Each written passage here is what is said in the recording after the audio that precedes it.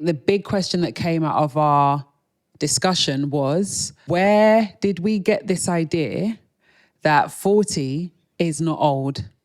And who benefits from this idea? Infantilizing our generation helps big companies to sell. So it basically facilitates capitalism. And to keep selling. Yes, over the life course. Yeah.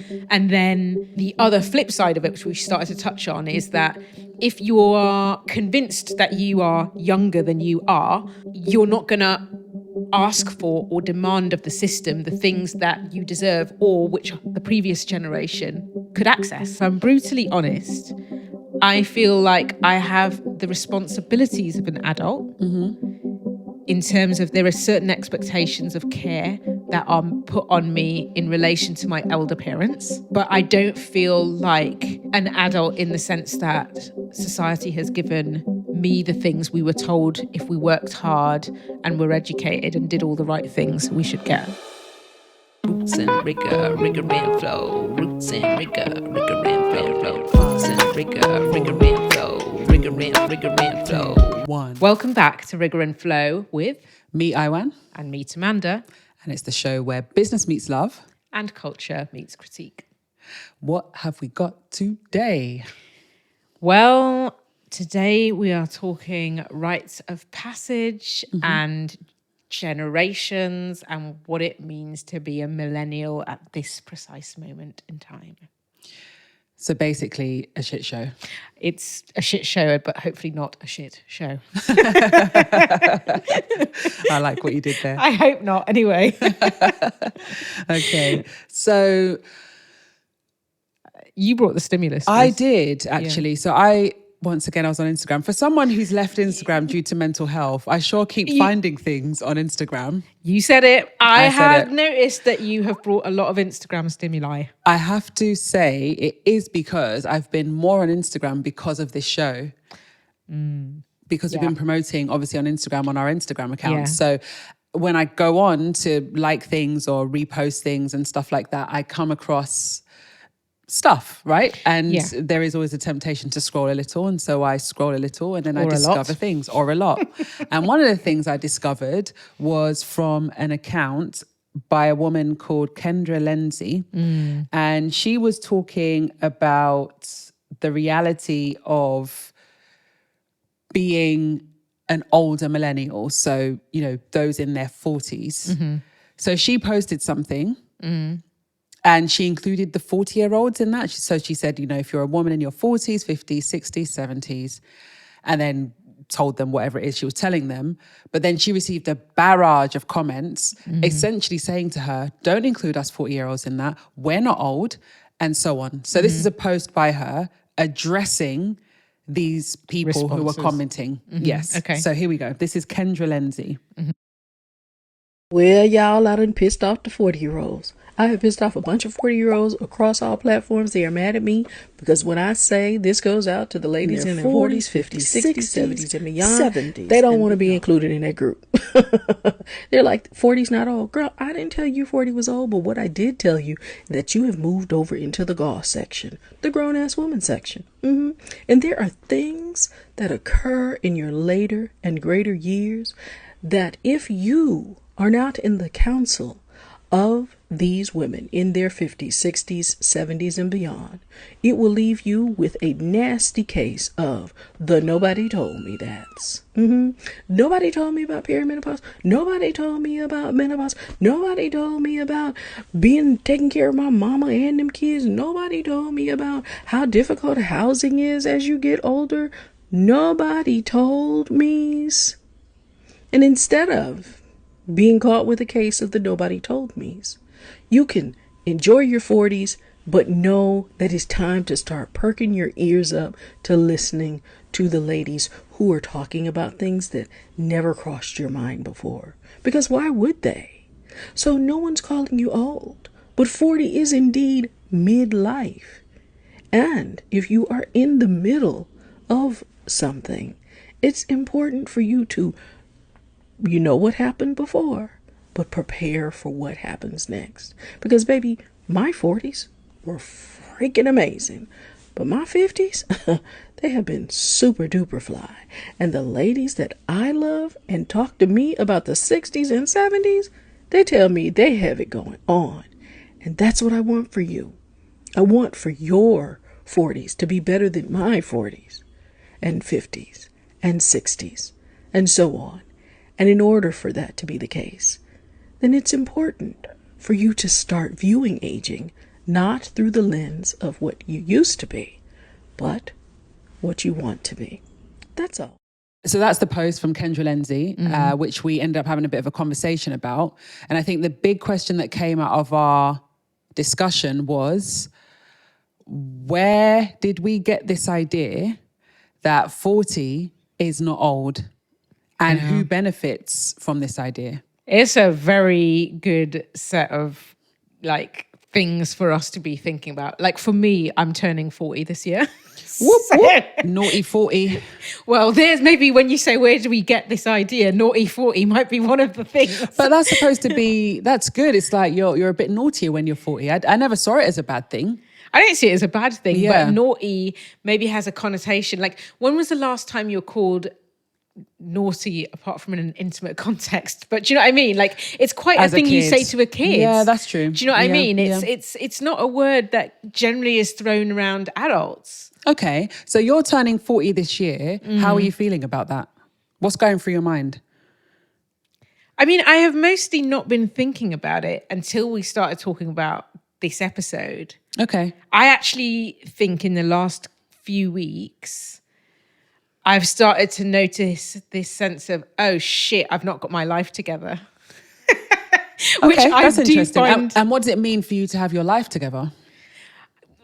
Well, I don't know. And that's what I've always found funny about this age, because I've watched numerous friends and family members hit 40 and have this freak out, which of course I thought I wasn't going to have, which is like, they feel like they're meant to have done this or meant to have done that, or maybe if they've done all the things that they were very responsible, they have a midlife crisis sort of thing where they're like, oh my God, I never pursued my dream of music because I followed what my dad told me and went into investment banking. And then they're like, now I have to basically almost regress. So now they're sat there with all their money and can basically afford any music instrument they want. We should have done that. Yeah, but like, I mean, basically, it feels like I'm sat here with my budget instrument, wondering, what is my life? What is it? Yeah, I mean, I feel like I've watched people do a version of that thing on one side or the other. Yeah. And I was like, you know, there's no place you magically, like, every time you hit a milestone age, it feels like you go through this process of what I'm supposed to have it figured out. Yes. And the result is nobody ever has it figured out, because half of adulthood is you don't know what you're doing. Yeah, most people go to their grave not having figured anything out. Exactly. So if you figured out even a little bit, that's probably good going. Yeah, exactly. And I think there was a phrase for it, life's a bitch and then you die. Yes, that part. And you haven't figured any of it out There when it you go. happens. Yeah. That's very morbid. But yeah, I guess getting closer to 40 myself, I am against my better judgment going, there's certain things I kind of just took for granted I would have now. Not that I spent a lot of time thinking about it. What are some of those things, though? Be specific about what are the things that you thought you would have by this age? I think the most obvious one is maybe a house. Owning? Because you live in a house currently. I do. And I get that in different parts of the world, some of these things are different. However, if I look at the model I saw with my parents, probably by the time my mum was this age, she not only had a house that they owned, my parents, but a second home was either being built or already built. Okay. Now, I know they had a very privileged experience, but you often look to the generation before you as a marker for what you might build. Yeah, they're a guide. Yeah, a guide or something to build or to reject consciously. Right? Yes. And not only that, but they also had kids. So think about what it like, that there was kids and a home or a second home. They were married, they had kids, they had a home, a second home on the way. Money, debt. Financially, they were way more secure, Jobs. I would say. Jobs, probably both of them more secure. Okay. They could rely on their earnings. Of course, it was a different country. Consistent job? So like, were they staying in those jobs for My dad, entire career in teaching and all of my life in one school. Okay. My mum, a bit more change, but generally good employment. Okay. So it was reliable? Yes, there's certain things that felt, secure. Okay. And you're feeling like as you approach 40, you don't have most of those things because you're married. Yes, I am married. I think what I feel, if I'm going to be brutally honest... You're badly married. Oh, no, that was nowhere near where I was going. I'm very happy with my marriage choice. That's not at all what I was going to say. Yeah. What I was going to say is, if I'm brutally honest, I feel like I have the responsibilities of an adult in terms of there are certain expectations of care that are put on me in relation to my elder parents. Okay. But I don't feel like an adult in the sense that society has given me the things we were told if we worked hard and were educated and did all the right things we should get, like a house. Yeah, and I wonder if in that Kendra Lindsay clip, I wonder if that's what a lot of those 40-year-olds are subconsciously responding to. It's almost like I'm not old because I don't have the things that I associate with my parents' generation. I haven't fully stepped into adulthood because I haven't achieved the markers of adulthood as set by the previous generation and society, because society also says these things, you know? And so they're responding to that. Well, 40's not old. And also there is this sort of prevailing, there's an episode that I really love by someone called Blindboy. Oh, yes. Brilliant podcaster. He's Irish, isn't he? Yeah, he is. He's Irish. He's a brilliant storyteller. He talks about Irish folklore. Yeah. He has this really beautiful, genius skill of being able to take apparently disparate elements and piece them together to tell one story that feels like it's going in completely different directions, but it all coheres by the end of it. He's phenomenal, and he's got a brilliant voice as well. I was going to say, I do often hear him like when you're doing your own thing in another room, and his voice is so soothing, and it's the wildest juxtaposition that he has this soothing voice and then has the worst potty mouth and swears incessantly. Oh yeah, he calls people all sorts of cunts and this and that. And I'm just like, I just want to sink into your voice, and also I know you're swearing. It's very weird. It is. So Blindboy did an episode where he talks about this very thing, about this idea of millennials. So that's sort of our age range. So people anywhere from like 30 to very early 40s. So like around 43, 44.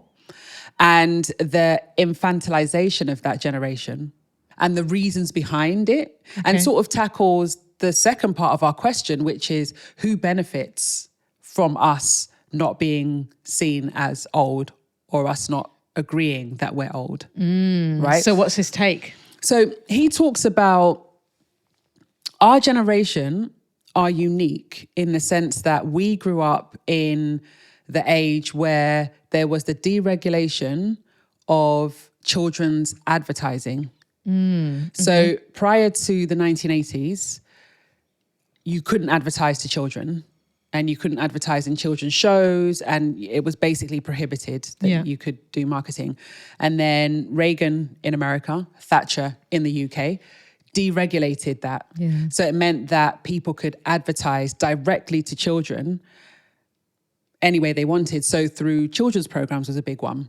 So what ended up happening was massive toy manufacturers, one of them being Mattel, would actually create whole programs based on their toys.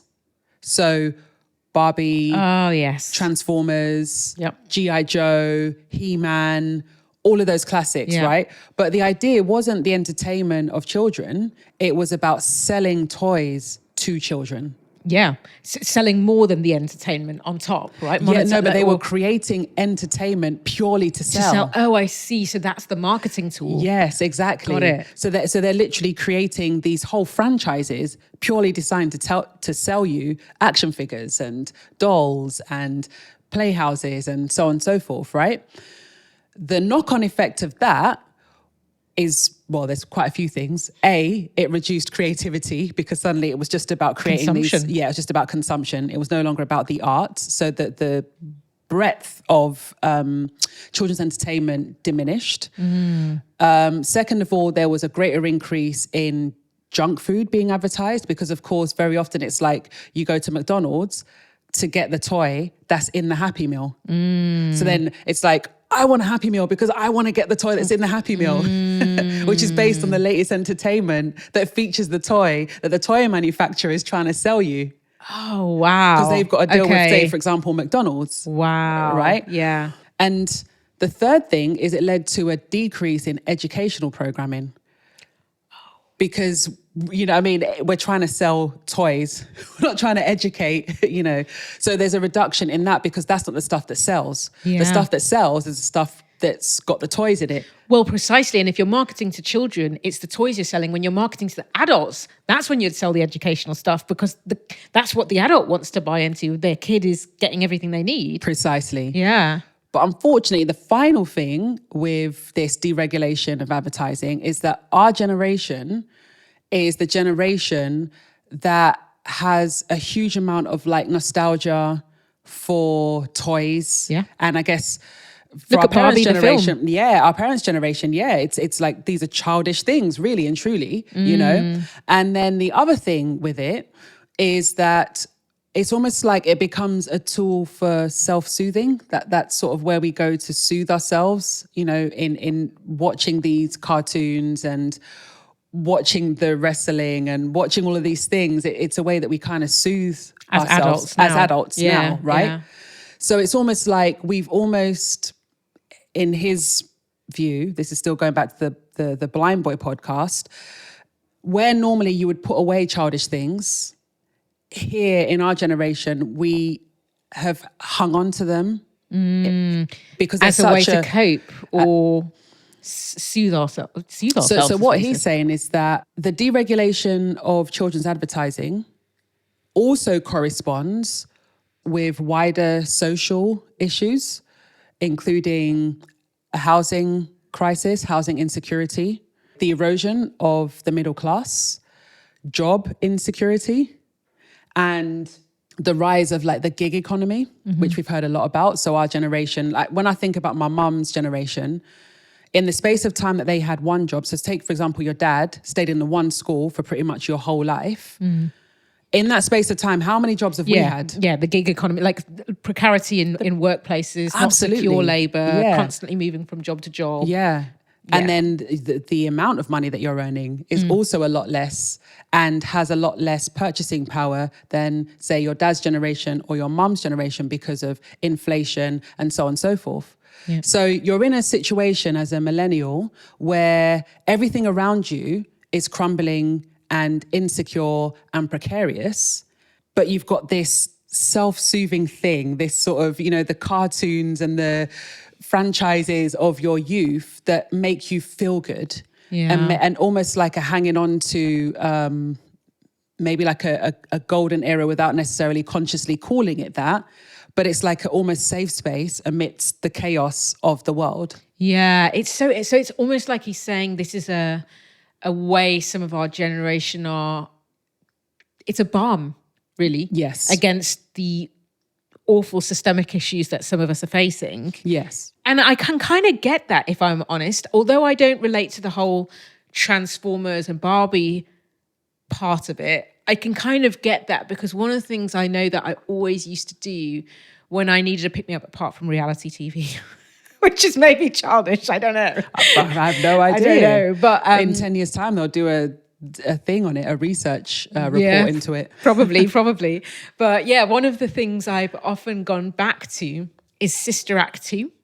Oh, I love Sister Act 2. It is one of those, Driver. Lord, we adore thee.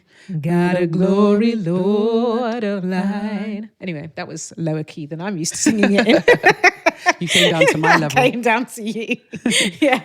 Sister Act 2 isn't one of those things that I experience as like heavy advertising, but I definitely go to something like that to soothe and to be wrapped in the comfort of childhood and a particular era of my life. Yes. So I can see how we would all reach for that kind of comfort. Yes. But if it happens in the context of heavy advertising and drives to sell you stuff, it obviously becomes a lot more toxic. Yeah, because you're getting just dopamine hits at a really young age. Yeah. The colours that, you know, the pinks were pink and the blues were blue, and you know what I mean? It's like you're getting hits of dopamine every time those ads come on, right? And then you're associating it with a particular toy that you play with that gives you comfort and soothes you, you know? So there's so much, in terms of psychology, there's so much going on there.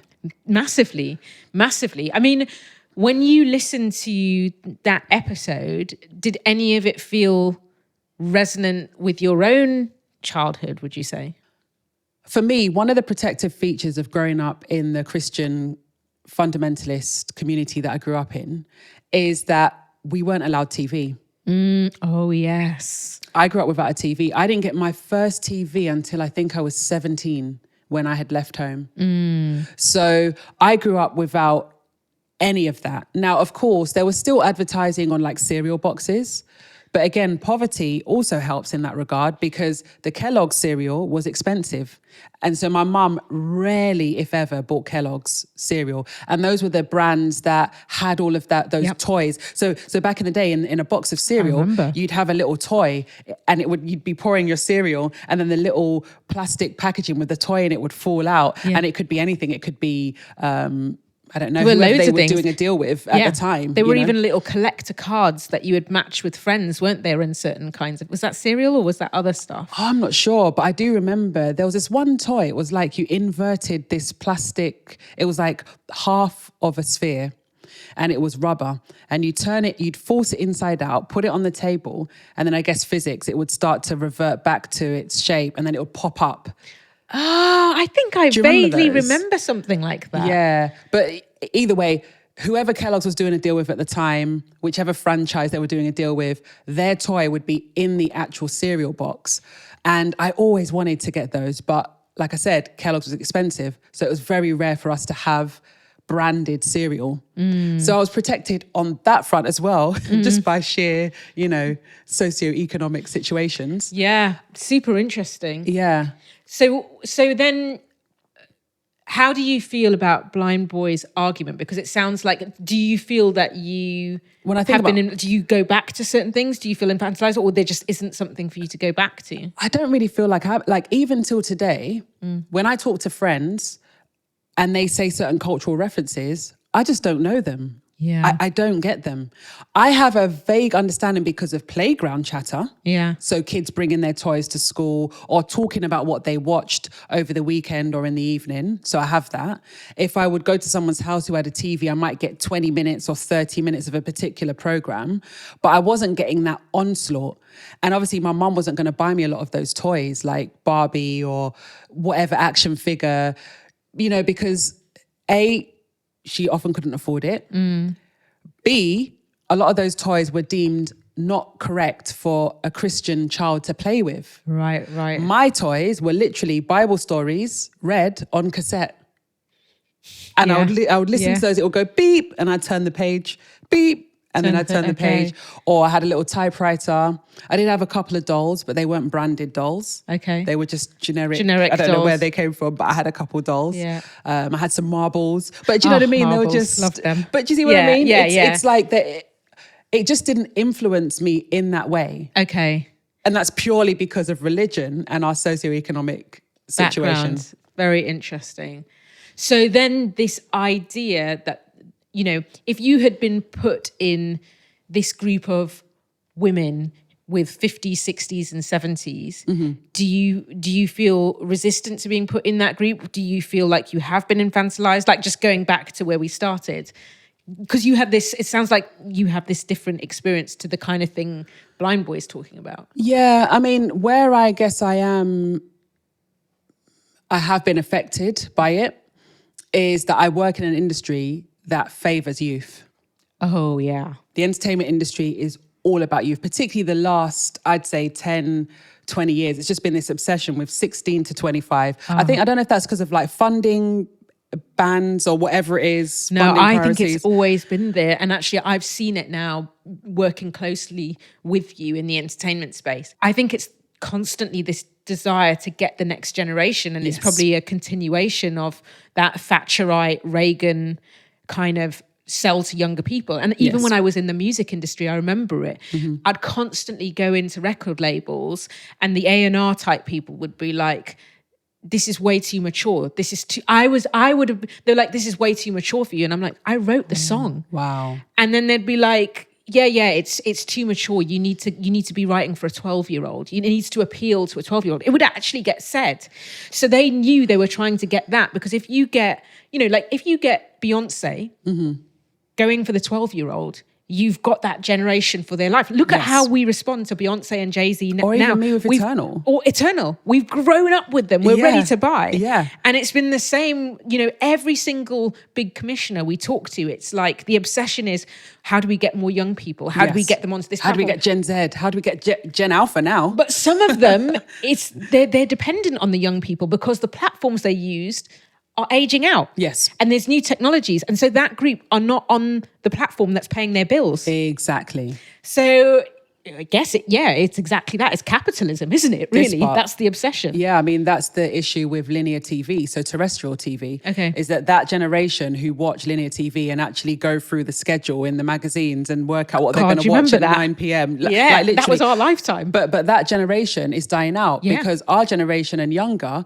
are consuming their TV on demand. Yeah. We're watching Netflix, we're consuming on YouTube, and the generation below us, so like Gen Z and Gen Alpha, are more and more going to platforms like YouTube to get their entertainment and their programming. Yeah. So things are shifting so rapidly. So anyone who can capture that generation basically has the run of the mill for at least the next 20 years. It's true. It's true. It's corporate interest that fuels the obsession with youth. Exactly. I guess, in your industry. Exactly. So like coming from an industry, the entertainment industry, that is obsessed with youth, you do, as you start to get older, you do start to think, well then, what should I be doing? Thankfully, I'm not necessarily a public figure. I'm more behind the scenes creating stuff. Yeah. And, technical skill, expertise I feel like it will always be valued, that sort of experience. I hope. AI comes along and finds a way. Like, look at video editing. I mean. Until AI comes along, and then it's about what can your brain conceive that AI and do. can't do. Yeah, how human can I be, exactly. basically. But yeah, I'm in an age-obsessed industry, which makes you hyper-aware of your age. And I would say that definitely affects. However, I think her including 40-year-olds in her conversation is important. Absolutely. At 40, I'm sorry, you're not young. You're not young. Okay, thank you. No, but it's true. You're not. You are middle-aged. Yeah. You are an adult. One of the things that Blindboy points out is that in a world where our generation can't access the things that previous adults could access, you want them thinking that 40 is a new 30 and 30 is a new 20. Because then you won't question why you haven't got something, because you're too busy going, well, I'm young. I've got plenty of time. I'm young. And that's not the case. Actually, I think you're spot on with that. And I think that's why I'm having a slight freak out at 40, because there is nothing, as much as you can say 30 is the new 20, for me, it feels like once you hit 40, and in my case, my father is 86, my mother's in her 70s.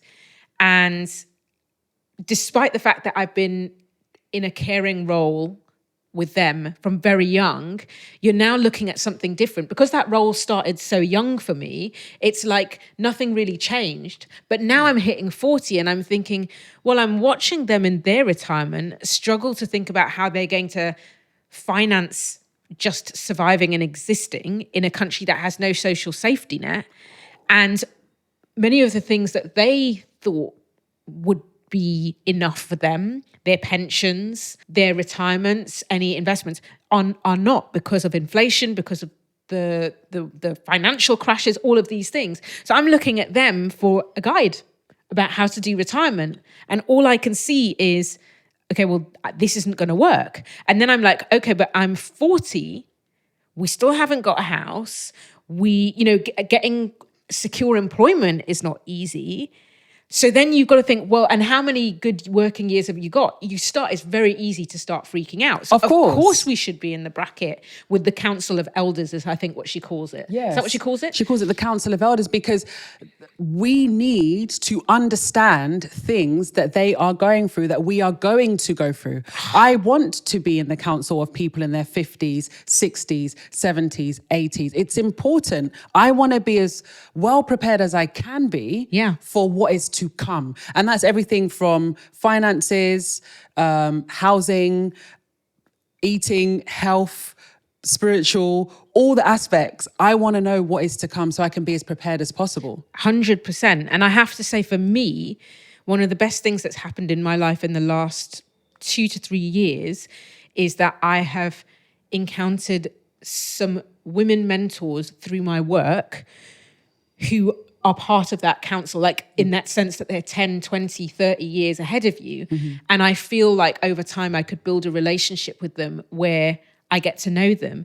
But up until now, it's really hard, because in this culture where you leave the nest and everything's individualistic, once you get to adulthood, it's, at least for me with family on the other side of the world, it's hard to look around and see a model. How do you learn? How do you get to understand that stuff? Yeah, and I feel like the way we grow up in this country, is you're always with your own age groups. In school, you all are in the same class, same age. And then you go to the next year, same class, same age. I think one of the things I really, really value about the community I grew up in is that it was highly intergenerational. Yeah. So I was a kid around people who were in their late teens, and I was in I wasn't even a teen. Then there was adults that I was always around and hearing their conversations, hearing them speak and having to talk to them and have decent conversations with them, because they wouldn't tolerate any nonsense. They weren't talking to me like I was a kid. Hey, yeah. No. I just talk to you straight. Yeah. And you learn to stand up straight and have a proper conversation. And if they're talking to you, that signifies something about your level of responsibility, because a child is to be seen and not heard. Yes. So you automatically have to play to this. Yes. Respect. I'm sort of stepping up. I'm being spoken to enough to respond in a certain way, and there's an expectation here. Exactly. So I think that's also a big part of it. It's massive, and I think growing up in a church community or a close community, it's a little bit like growing up intergenerationally where I came from. Mm-hmm. When people lived in the same household, there'd be a model immediately next to you. Now you could be the other side of the world or the country or whatever from your elders. And you would have no contact. That's true. In Western, I'm talking about Western societies, which are like rampant individualism.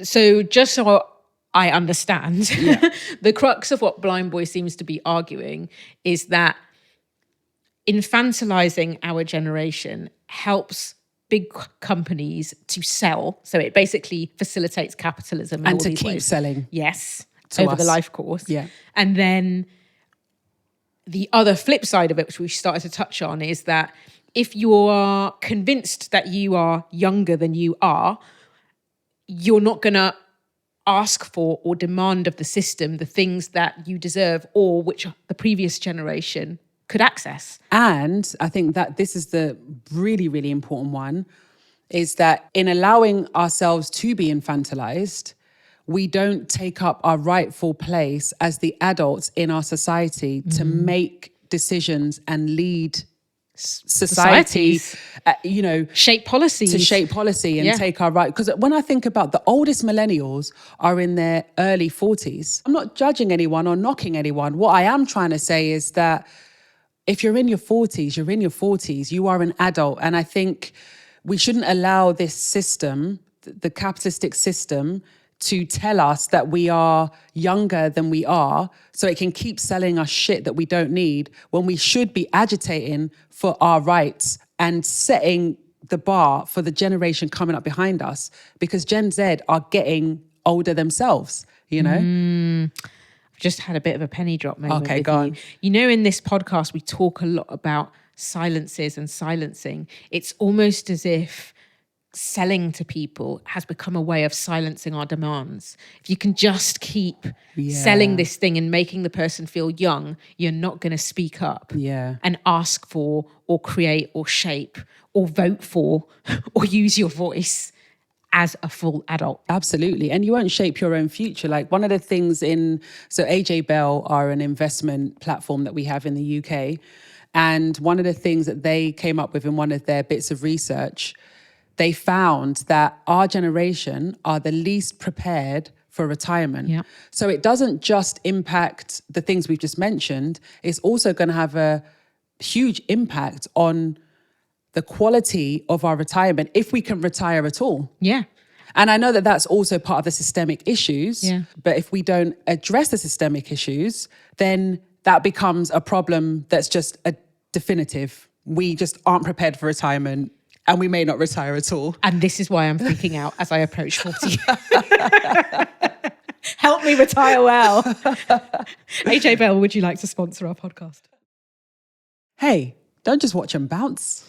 No, please subscribe so you can stick around and enjoy what we're offering. We really hope that you're enjoying the conversations and find them challenging, thought-provoking, and maybe even inspiring. And if you do, it would be great if you could recommend our podcast to a friend. Thank you so much for subscribing. We really appreciate your support. Now back to the episode. I think one of the hallmarks of the thing we're talking about that I've seen come up a lot on social media is this concept of adulting. Oh, yeah. And none of our generation, and I think it's safe to say Gen Z, who are coming into their adulthood, want to do. Nobody wants to adult. I don't want to adult. I literally have a running joke with some of my closest friends, like Debs and Yasmin, that if I could, I just want to be an adult baby. I realise I am not a good advert for this thing of stepping up and learning to adult that we're saying. Yeah, I know it sounds a bit weird, but it gets tiring. Yeah, I mean, I get it, because when I think about all the things we've just discussed, about the conditions in which millennials are doing their adulting, it is tiring, because it can sometimes feel like you just work and work and work, and then you've got nothing to show for it. Yeah, that's what I mean. Like, don't you want to be a baby again?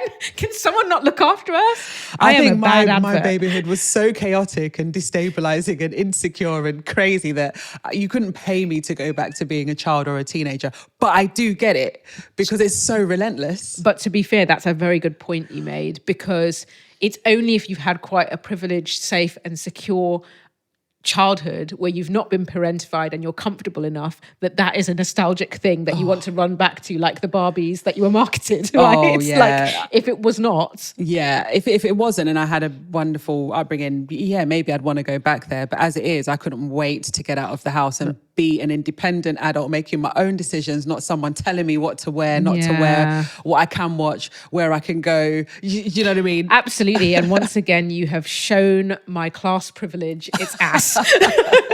It's true. You make a very good point there. Okay, so for you, adulthood has like represented taking some agency and being in control of your circumstances, the way you have chosen to handle it. How do you think you learn what it meant to adult? I remember back in Sunday school, in church, there were two groups. Well, actually, there were kind of three groups. There was the babies, and they were just there being. Is that babies. The place I would have wanted to be? Yeah, you'd have been there. An adult baby. Oh. Jesus. Noah's Ark. Yeah, literally. So there was the babies, and they did whatever they did, and then there was the. So was that basically church's childcare? Were they so young that they couldn't even understand like Bible teaching type of thing? Well, they'd maybe sing songs about the Bible, but that's about it. I mean, they were babies. It was infants. The infants, yeah. Exactly. Reception age? What age to age? I'd say young, maybe reception and younger. Oh, okay, yeah. I'd say like nursery age. Okay, perfect, yeah. Then you had like the kids, the children's service, the children's group. And then that was like primary school kind of age. And that went up to about, I think, age 12. Yes. And then the next group was the youth. And they were like your teenagers. So that's like from 13 till about, depending on the church, till about like 16, 17. And then you go into the adults, right? So I remember I was not looking forward to going to the youth, because obviously when you enter the youth first, you are the youngest. It's a bit like being in year 7, right? You're an 11-year-old in a big school, in a big comprehensive school, right? Yeah. And so now you've gone from being the oldest in your primary school to being the youngest, smallest, scrawniest in a big school. Yep. But it was the same with that. So you went from the young people's, the kids group, the children's group, into the youth. And now you're like in a room with like, you know, boys with like proper man voices and beards and girls with boobs and stuff. And you're still this scrawny little kid. Do you know what I mean? Duckling. Yeah, exactly. Yeah. But I remember the first thing that was preached, the first sermon when you entered the youth, they sit you down. Yeah. Because they'd be the ones who've just graduated into this group. So they'd have a little private thing with you. And, you know, the leader of the youth group would say, "You are now a youth." Okay? And you'd be like, "Oh, yeah." And you're like kind of a bit shaken, you know. Oh, yes. He'd open the Bible verse, or she, I can't remember. I think it was a guy, actually. One of my favorite Sunday school teachers was actually a guy. Anyway, he opened the Bible verse, say, "You are now youths." In 1 Corinthians chapter 13, verse 11. Paul the apostle says, and then he would read this Bible verse, and it kind of went something like, "When I was a child, I talked like a child, I thought like a child, I reasoned like a child. When I became a man, I put away childish things," or I put the ways of childhood behind me. I put away... I've always known the "I put away childish things" version of that quote. Yeah, exactly. So the King James version was "I put away childish things." Yeah. And after he would read that Bible verse, he would say, essentially, you're not a child anymore. You are now a youth, and you're in the youth group, and you will conduct yourself like a youth. The things that you did there, you're not going to do here. Yeah. That one there where they're giving you biscuits and juice, you're not getting that here anymore. No So just special forget about it. Gosh, it sounds so traumatic. This is awful. It's like being dragged into the next stage. Literally. Okay. But it was a kind of rite of passage. Yeah. And you knew that you weren't going to get the drinks and the snacks that you got there.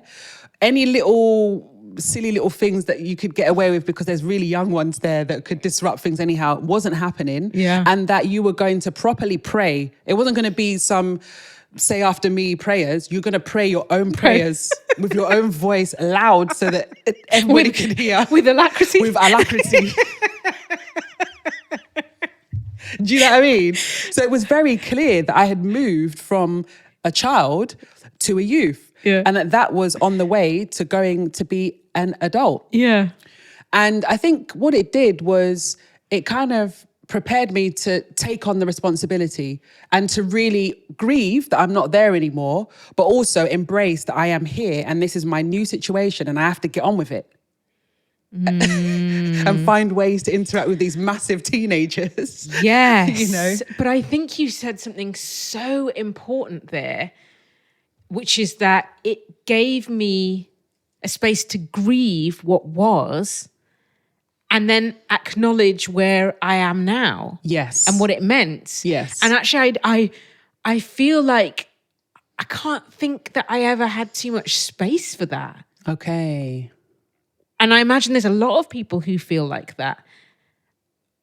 Some of that might be down to my particular circumstance in that I left home so young that I had to take on adultish things so young. Yes. And so that disrupted there being clear demarcations where somebody now might go, you know, you start managing your own money at university age or once you get your first job, depending on who you are, around 16. And, you know, there's this transition. Whereas for me, it happened a lot younger. I was very much still a child when I took those things. So those boundaries became very much blurred. Yes. Right? Yeah, that makes sense.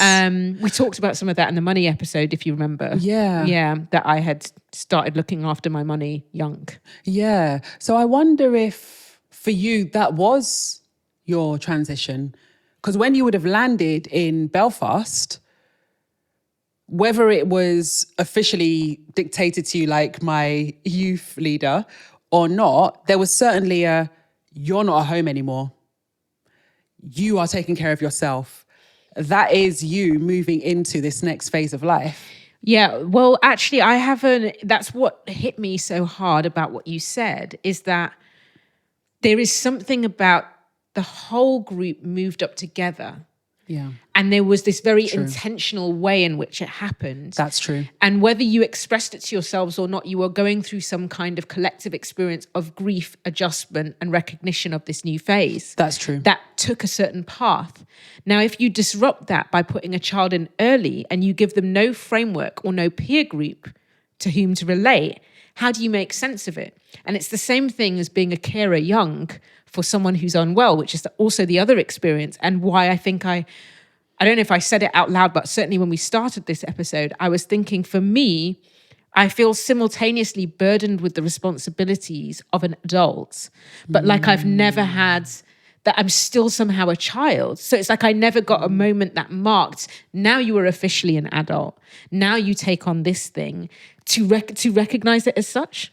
Yeah. Do you see what I'm saying? Yeah, no, I do. I do see what you're saying. There's something about, you had a community marking this. You knew what to expect. Yeah. You go to baby group, you go to youth group, you go to adult, or whatever. You know the phases. It's clear. You can see your elder siblings or your peers go through it. Yes. Do you see what I'm saying? Yes. And you know where you're headed. You know where you're headed. Yeah. Whereas when that's all out of whack and there's no collective process to make meaning of it, where are the rites of passage that tell you now you've formally entered adulthood?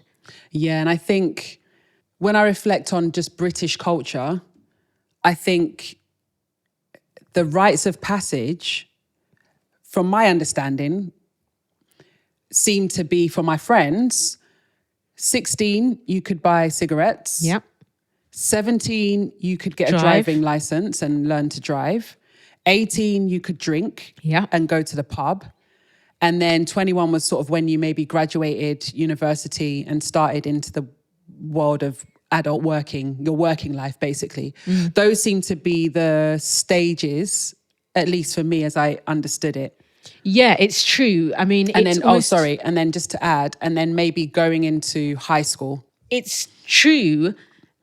There is sort of this, it's almost as if the system dictates where you are generationally, which works up at a point when you can rely on the system to then provide you secure employment. Yes. And when you know that the system means if you continue to work in this secure employment, you can afford a house. Mm-hmm. And then if you can continue to do that and save and are, financially competent, you can retire at a certain age. But that expectation is severely fragmenting. Yep. Yep. We can't rely on the pensions we were once promised in many industries. And the retirement age gets pushed back and back. It's like, it's gone from like 60 to 65 to 68. By the time we retire, it's going to be like 75. We're going to be working in our 90s. Well, that is happening in some parts of the world where they just have to, because the population is aging, that they are actually putting the elders back to work. They're finding ways to get them to work, and they're adapting their cities for this older working generation and giving them ways to still keep working. And no doubt there'll be lots of claims that, yes, it helps people form identity and connection and it's good, beats loneliness, yada, yada, yada.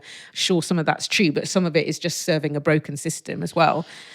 Although I must say that when I look at my grandparents on my mum's side in Botswana, people have been working the land for donkeys. They work it until they die. Yeah, I have elders who've lived beyond 100 because the system that governs rites of passage or what your lifestyle is governed by something completely different. Your need to eat, nature cycles. I mean, it's just a totally different framework. It really is, because it kind of makes me think, because on the one hand, your grandparents worked the land until well into their older ages. Your dad still works the land. My dad, at the age of 86, right? Yeah. And so there's a part of me that goes, should there be a retirement age? I wonder if the retirement age is based on the fact that most people don't want to do those jobs, or I don't know what it is. And so therefore you want to retire. You don't want to work anymore. But maybe if you're doing something that's either survival based or something you love, you just keep doing it. I can't imagine stopping doing sound design, making music and making films, I can't imagine stopping the work that I do. Whether I'll do it in this intense business context is another matter, but I can't imagine stopping. I don't know that I want to stop. Yeah. In fact, I know that I don't want to stop. Yeah. It's such an interesting question, isn't it? Because I've asked my dad, and I've often tried to get my parents to reduce the amount of work and maybe consider whether they scale back their farming or whether we employ someone and they focus more on selling and stuff that's less, physically demanding, because they work so hard. Yeah. And my dad says, I can't even imagine a world where I'm not doing this. I would be bored out of my mind. He speaks frankly and says if he didn't do all that labor on the land, he wouldn't be here. He'd be dead. Because it's kept, he had his heart attacks young, and he says he's never been fitter than when he was working outside. They grow their food, they get satisfaction out of it. But I do look at how much they work as well to survive. And I'm like, how much of that is a narrative they're telling themselves because they know they need to eat that food? Do you know what I mean? In the absence of an income. But then isn't that humanity for the last few millennia, since the beginning of time even? True. It is. I don't know. This is why I'm raising it as a question. In fact, that's where that quote comes. If you don't work, you don't eat. Yeah. Because actually, for most of human existence, if you didn't work, you literally didn't eat. And this is why you had large families, because they were there to work the land. If you lived in those kind of pastoral, agricultural, subsistence farmer communities, you'd have large families because you needed some kind of safeguard in case any of your children passed away through disease or something. That's why you had them. Yes. Yeah. That was kind of what my mum grew up into. Yeah. It's interesting hearing you speak, because just going back to what you were saying about the Transformer Barbie marketing thing at the top of the episode, one thing I noticed growing up in Botswana was that it was the expat kids who had the Transformer toys, even the games consoles with Sonic the Hedgehog and Nintendo, the Mario Brothers and Barbie stuff. Like, predominantly it was expat kids. And most of us who had been born and raised there, we didn't have that degree of commercial toy selling. And it wasn't even easy, definitely in the early stages of growing up, to buy those things in shops. You'd have had to go across the border to South Africa. Mm-hmm.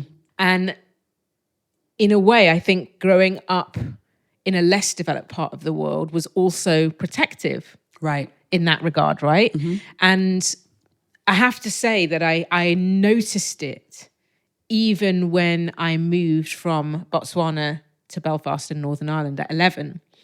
Because when I was brought into the family home that I first went into, my cousin was exactly the same age as me. And I remember sitting around the table for dinner on the first weekend, and them, or maybe lunch, and them saying, why don't you go and show your cousin around? It wasn't like a big house to be showing me around. Yeah. So that basically meant her pride and joy was to show me her bedroom. And when we walked into her bedroom, I remember the first thing I was staggered by was that piled up all over her bed were what she called beanie babies. And she was absolutely enamored by them. And I was like... Roughly how old was she? 11. Okay. And I had teddies. Mm-hmm. I definitely had teddies, not these branded beanie babies. Mm-hmm. She had tons of these toys. She was a bit of a collector. She was a collector, and they turned out to be collector's items by this.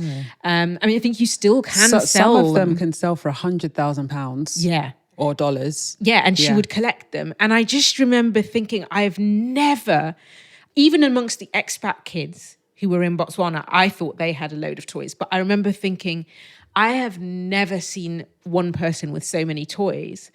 And as I spent more time there, it turned out that every weekend she was buying them, like not the highly expensive collector's items. I think they were about £5 a pop, but she was collecting them. And maybe at a big occasion, she got a bigger one or something. I don't know. But it was the first stage in me realizing that between me and my peers, and I don't mean this in a denigrating way, a massive maturity gap. In what way? It just felt like in Africa we were raised differently. Okay. Like it was not about toys and being, kids almost got treated and spoiled and given things and were made the center of family life. Whereas in African culture, it's like you're seen and not heard and you will conform to the parents. That's true. the first thing as a cultural norm. Yeah. And then on top of it, like there's a set of a bit like you described in church. I remember learning to cook. I don't know what age, really young. I was like 8 when I learned how to cook and boil rice and exactly right 7, 8, 9. That's like typical. The cooker. Yeah, and although I was not expected to necessarily in my family, I was expected to be able to put together a meal for myself. I wasn't expected that your mum cooks the meal and puts it in front of you every night. And if she did, you eat what you're given. You don't get to be picky. Like I saw my peers getting to be picky and, I don't like it. You eat what you're given. Yeah. And you were, amongst my peers, we would cook for the family. So when you think about your cousin with her Beanie Babies and her sort of being the center of her parents' world versus your upbringing, do you feel like you would have preferred to have grown up the way your cousin grew up? Or are you happy with the way that you grew up? When you look back I'm very on it? happy with the way I grew up. Okay, why? And that's not to cast a judgment. No. What I am happy is that I experienced seeing how people got raised in one context and how they did in another. I think the thing about the context I grew up in is it gave me a confidence to be independent. Yes. And to do certain things for myself at a young age. And I think that probably helped later transitions. Okay. Now, in the West, child psychologists that would talk about some of the things that I got as being parentified or made responsible too young. Right. And actually, on that subject, I want to go to something that my mum used to say a lot in my childhood, which was that she was forever so frustrated by aid workers and aid organizations that would come to Africa and frame the childhood that she had as being one of poverty and abject poverty in monetary terms. She accepted that there had been sanitation issues and walking to work the land created certain things, but it was just their way of life and had been for many decades. And I guess they would have also framed it as child labour and therefore abusive and exploitative of the children. Well, exactly. This was the thing she pushed back against. When she was working in the lands before school, missionaries were saying, this is child labour. And she's like, this is just our way of life. But they're saying, it is child labour because it's a child labouring, but they're saying that it's wrong and that it's exploitative. Yeah. And she's saying that it isn't. Yeah, she said that, but some of this frame was, she was happy working the land. She felt she benefited from it. She felt connected to it. All of these things that capitalism divorces you from because you don't work the land to get your food in the West. Yeah. It ends up in the shop where you go and buy it and you have no connection to the food chain. You know what's so interesting? I was watching a Channel 4 series where it's a very new series and UK kids swap places with US kids. Yeah. And the UK kids were from Southwest London, inner city, super urban. And the kids in America were from the Deep South, Arkansas. And one of the boys, a boy called Waylon, lives on the land with his parents. He has about 20 guns, hunts things, eats what he kills, and just basically is physically connected. Very, very connected, very, very confident. Anyway, he goes to the UK and he's with his adopted UK family. And by the end of the program, one of the things that the father in that household comments on is that boy is so confident. He knows exactly who he is. He knows exactly what he wants.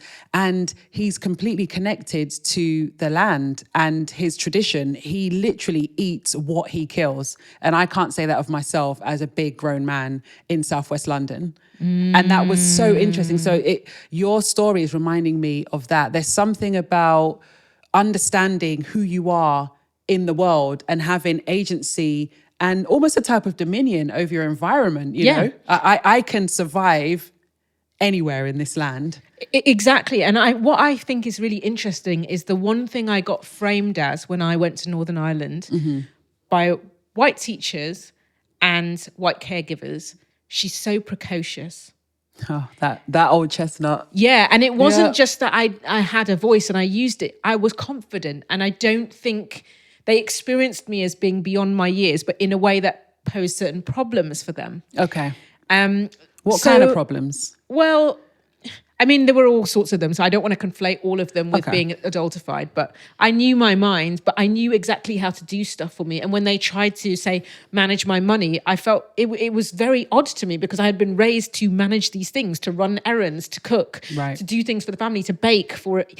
It was just odd to me. I didn't understand any other way. Yeah, and I imagine if you're raised, I'm assuming the way of your cousin, where your childhood is super comfortable, everything's provided for you, you're the center of your parents' world, and then you're surrounded by Beanie Babies, and then suddenly you're thrust into the world of work where it's like, okay, now survive, earn money, work hard, pay bills, cook your food, do this and that. Adulting could feel like being thrust into madness. It could be, it could feel like really discombobulating, like almost maddening. Like you can't juggle all of these plates, maybe. Yeah, I would actually, I have to say, some of what I'm thinking is a commentary on just different ways of doing it, because she's very successful. She's done really, really well. And she's, so I don't know. I imagine there was a process there that went high school, university, and adjustment. I imagine it wasn't, there was still a phase and a set of passages determined by the system. I don't know. I've never asked her. But what I noticed, it was definitely happening at a different pace, at a different rate, and in a different way. So maybe it doesn't matter then? I don't know, but what I do think it raises a question about is when, there's this really interesting line about when are people adultified or parentified and when are they infantilized? Okay. Right? And in a conversation that we're having about people who are 40 thinking that they are 30, some of those key markers in any society are what help us to understand where we are. And most importantly, to go back to the point you raised earlier, at what point should we be able to claim our rights? There we go. You see what I'm saying? And demand things of the system. Yeah. And say, this isn't adding up. I'm 40. Doesn't make sense. I'm still living at home with my parents. I can't afford a house. I barely got 2 cents, 2 pence to rub together. Yeah, exactly. Like I can't see how I'm going to retire. Why is this happening when I am a full-grown adult? There you go. Apparently. Yes.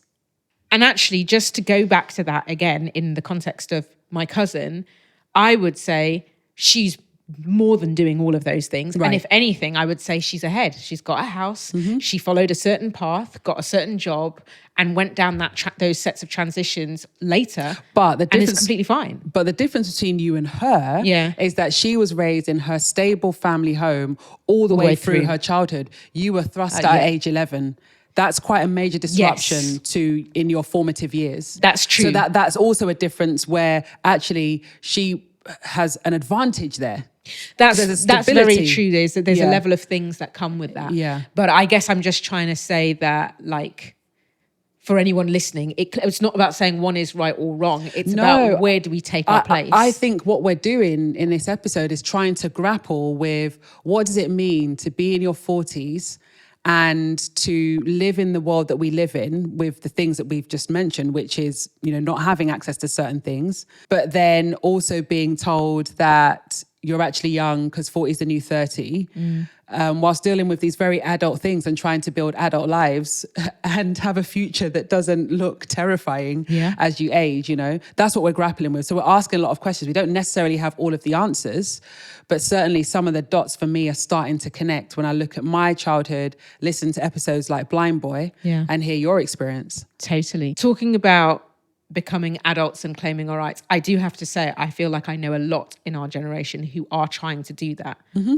But we're doing it in a system that doesn't really want to doesn't want to offer solutions and doesn't really want to listen. Mm-hmm. So there is one thing I want to say, which is that I've noticed among some of my peers, some of us are going towards more collective models where we're thinking about buying houses with our friends, our peers, our siblings, rather than a married partner, and doing it in groups. And I find that so fascinating because it feels like going towards the model someone like my mum might have grown up, like more of these community collective focused, societies have done. Yep. I find that fascinating that we are there essentially. Yeah, I mean, there's nothing new under the sun, and humans will always find a way to get the resources they need and build the communities that they need to build in order to survive and hopefully thrive, right? So it makes sense. And I see a lot of that on Instagram. I'm seeing loads of people like they're mid-20s and they're like, yeah, I just bought a house, but I bought it with my best mate from uni, or I bought it with a couple of siblings, and there is no way that I would have bought a house at 25 or 26 or whatever age if I didn't do it this way, because things are so messed up that you can't actually afford to do it on the wages that people are paid. Yeah. Yeah, it's true. I wish I'd had the wherewithal to do that at 20-something, or the network of friends that could afford to do it. That's another thing. That's another, because you need friends who have good jobs, good credit, income. Can get a mortgage. Yeah.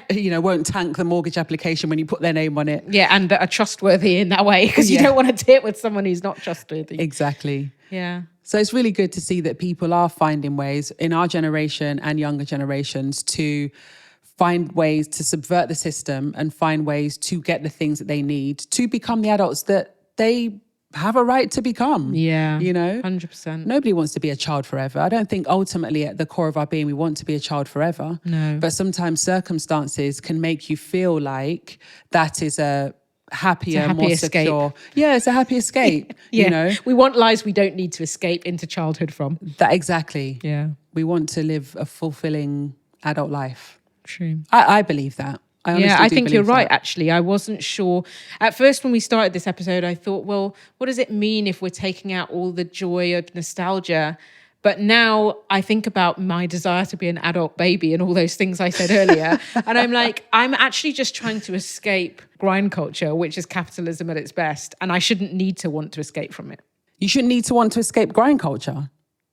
I shouldn't need to want to escape this life that I have to live. Oh, yeah, but grind culture is not healthy. Precisely. There is nothing healthy about grind culture, hustle culture. A lot of us have fallen into that purely because that's all we've got. Exactly. If you're in the gig economy, you have to do lots of gigs. Yeah.